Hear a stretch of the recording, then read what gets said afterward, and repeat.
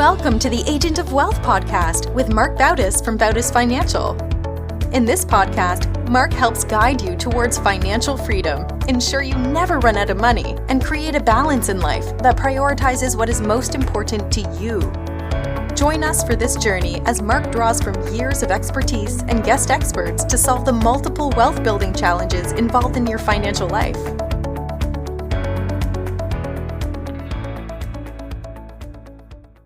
Welcome back to the Agent of Wealth. This is your host, Marc Bautis. This episode is our first podcast released in the new year. And in previous years, I've always done the first podcast about goal setting, as improving one's finances are always near the top of most common New Year's resolutions.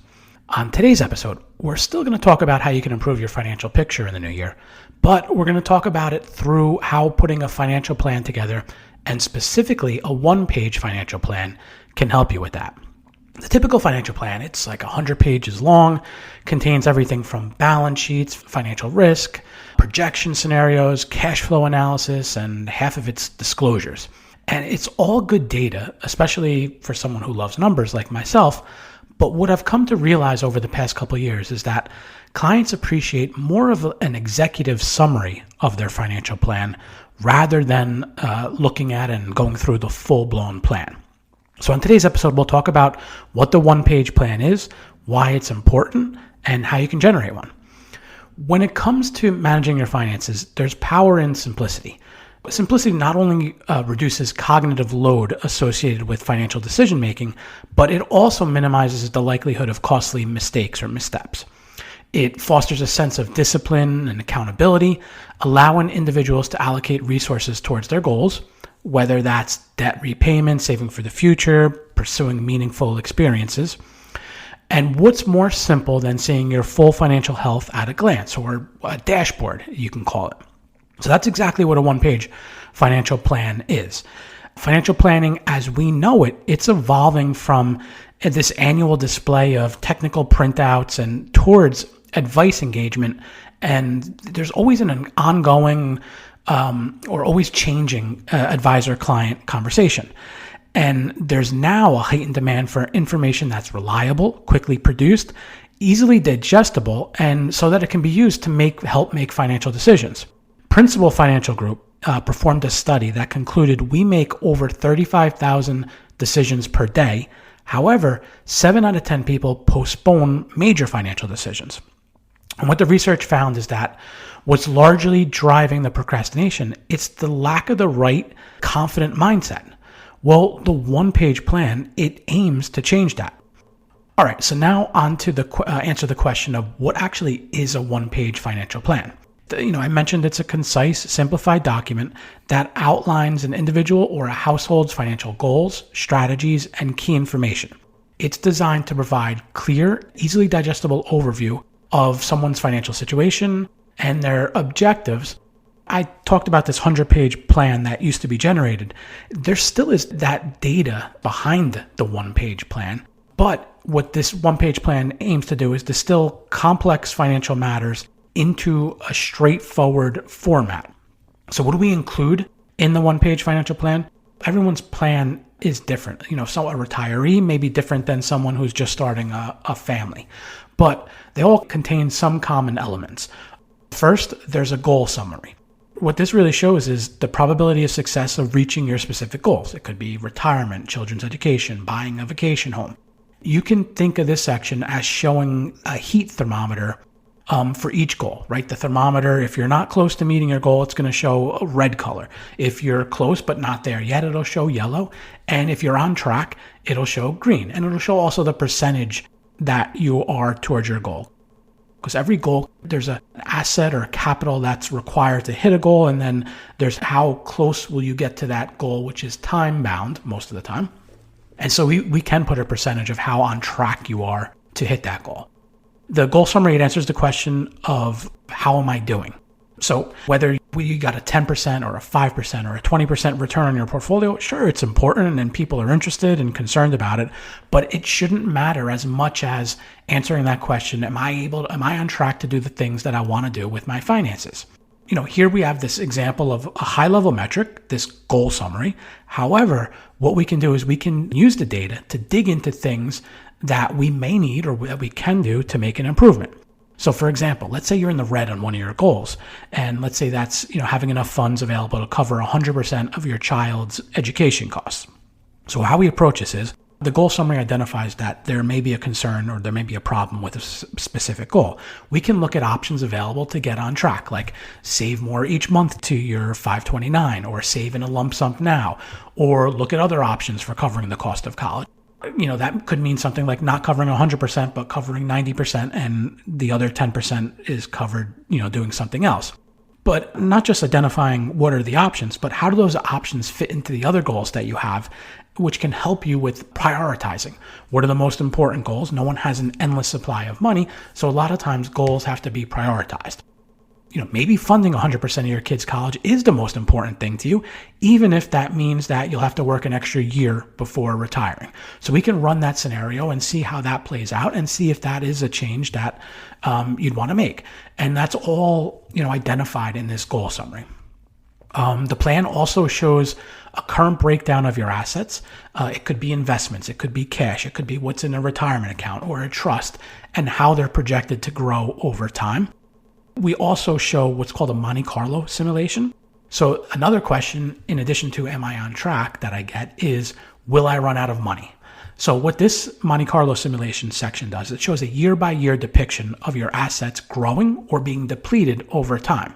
But what's unique or special about this is it takes into account market fluctuations by running thousands of different trials, like the market is great, the market is terrible, and everything in between. So you can actually see now, well, if there's just year after year of bad markets, will I run out of money or will I not run out of money? And then also, if the market is great year after year, how does that impact my assets over time? And, there's different strategies involved dependent upon what happens. But now you see both of those extremes plus an average return. You can identify, okay, I am in a good situation, or no, I'm not in a good situation. Another metric that's displayed is your net worth summary and history. So net worth is simply a snapshot of your current assets and liabilities. And this answers the question of where am I right now? Which is a good thing to know because it provides obviously a reference point. But the net worth history, I think, is really important because it shows how your net worth has grown over time.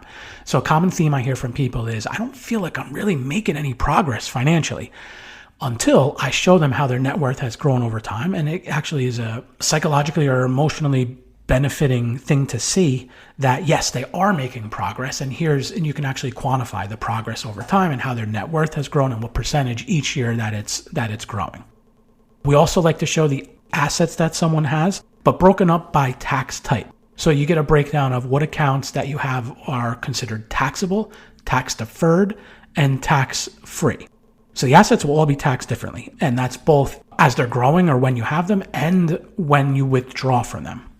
So like $1 million in a pre-tax 401k, it's a lot different than $1 million in a Roth.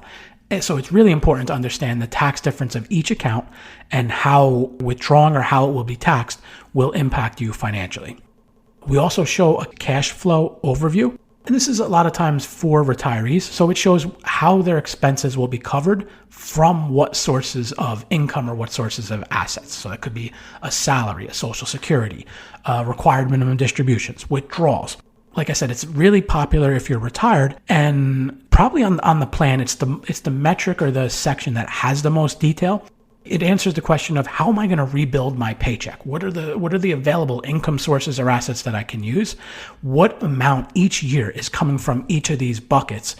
And, you can see how those buckets build that paycheck. Again, going back to giving that confidence of, a scary situation, retiring and shutting off that spigot of income that comes from your job.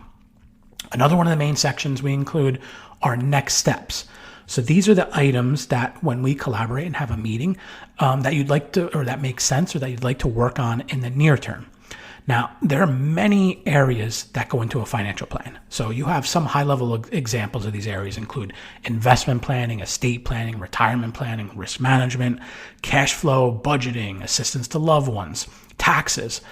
Each one of these high-level areas has multiple sub-areas. So for example, like under investment planning, there's review of a portfolio. How are the assets allocated? Withdrawal strategies, company stock, and how you strategize how you handle those, alternative investments. And if we put together a laundry list of all the financial topics that someone should cover, someone should work on, or someone should think about, it's definitely overwhelming. And then what happens is nothing gets done. People procrastinate. It's overwhelming. So we wanted to put a way of, okay, how can we really put the spotlight on what are the most critical or the most important 2 to 3 things to focus on over the short term. So that might be the next month, the next quarter, or the next time we meet. And it gives the person the ability to see, okay, this is what I know I have to do. And it's something that's achievable and something that can be done. Like I said, those are the main sections we include on ours, and it gets slightly tailored differently depending upon where someone is in their financial life. But the one thing you have to remember is, we want to look at it as what gets measured gets improved. So there may be other metrics that are more important to you, and you may want to include them in your one-page financial plan template. But the goal is to provide that high-level snapshot. It's not meant to replace the more detailed financial plan. We still have that. We still produce it. The one-page plan is built off of that. But it really serves as that useful summary that can be easily referenced. You can share it with another trusted advisors. We have some people that share their one-page plan with their CPA or a family member. So just to dig a little more into some of the reasons why you should consider having a one-page plan, it provides clarity and focus. It allows you to think about your financial goals, your priorities in a clear and focused document. And, it avoids that overwhelming and allows you to really concentrate on what's important to you. It encourages simplicity, prevents you from overcomplicating your financial situation, which if you listen to, other people who are in your ear or the media that's in your ear, they'll talk about all these complex strategies and all these complex financial things that you need to do, when in reality, sometimes, or most of the time, simplicity is what wins out. Ease of reference. It's easy to review. It's easy to refer to. And because of that, you're more likely to revisit it and update it. Like I said, a strong financial plan, it's built on an incredible amount of details. A lot of people look at it as, a 100-page plan is better than a 50-page plan because it's got 50 more pages. As a planner, you know that the details are important. They weave together, they provide that customized path for each client, but you realize how each person is different in terms of how much detail they want to see. Too much detail, it's lost on some, so we've decided to really boil their specific concerns and goals into this one page. The response has been extremely positive. Without realizing it, most people come to us because they're busy and they simply need someone that they can trust to keep them on track. I've seen clients taking a lot more action. Going back to that next step section. It really allows focus, and you see people actually getting things done rather than just being overwhelmed. You wouldn't think that a simplified version of the plan is what actually facilitates that, but that's the experience that we've seen. We've talked a little bit about the one-page plan, and it's hard to visualize what really it is. So what we'll do is we'll link a mock sample in the show notes if you want to see what one is. And then if you want to have one created for you, schedule a call with us at bautisfinancial.com/call, and we'll be happy to talk to you about how one can go about creating these and how to use these to improve your financial situation. Don't forget to follow the Agent of Wealth on the platform you listen from and leave us a review of the show. We're currently accepting new clients, and if you'd like to schedule a one-on-one consultation with our advisors, please do so at bautisfinancial.com/call. Thank you for listening to the Agent of Wealth podcast. Click the subscribe button below to be notified when new episodes become available. The information covered represents the views and opinions of the guests and does not necessarily represent the views or opinions of Bautis Financial. The content has been made available for informational and educational purposes only and is not intended to be a substitute for professional financial planning and investment advice. Always seek the advice of your financial advisor or other qualified financial service provider with any questions you may have regarding your investments and financial planning.